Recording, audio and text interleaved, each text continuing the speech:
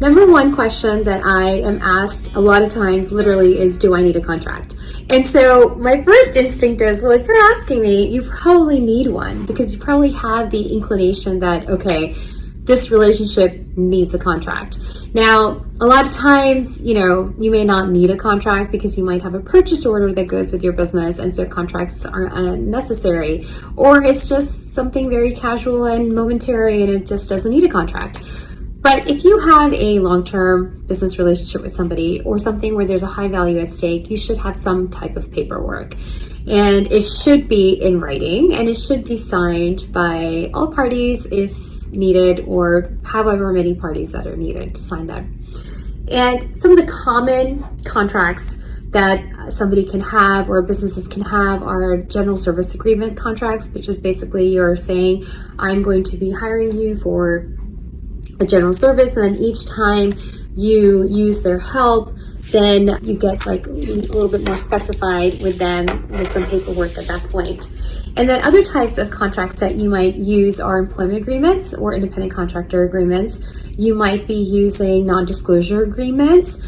You might be using client agreements, which are so important to have. If you don't have one, you really need to think about why you don't have one, and if your business would benefit from it, because I think it might. So that's something to look into. And other types of contracts that you might need are, if you're a venue owner, so a venue contract, or you might need third-party vendor contracts for your business, or you might need something where you're licensing something, a product or information or software or whatever you're doing. So you might need a licensing agreement.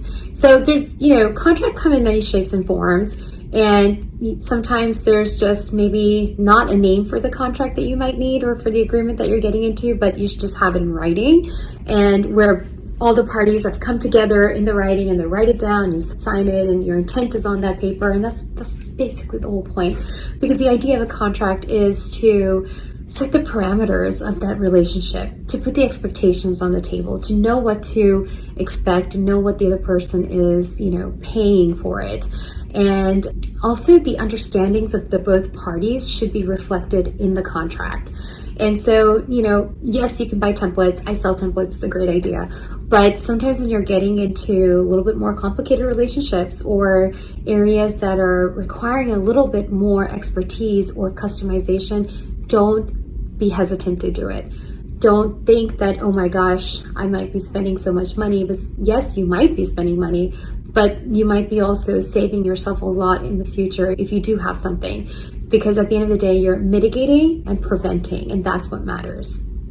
So if you ask me if you want a contract, if I need one, the answer is probably going to be yes.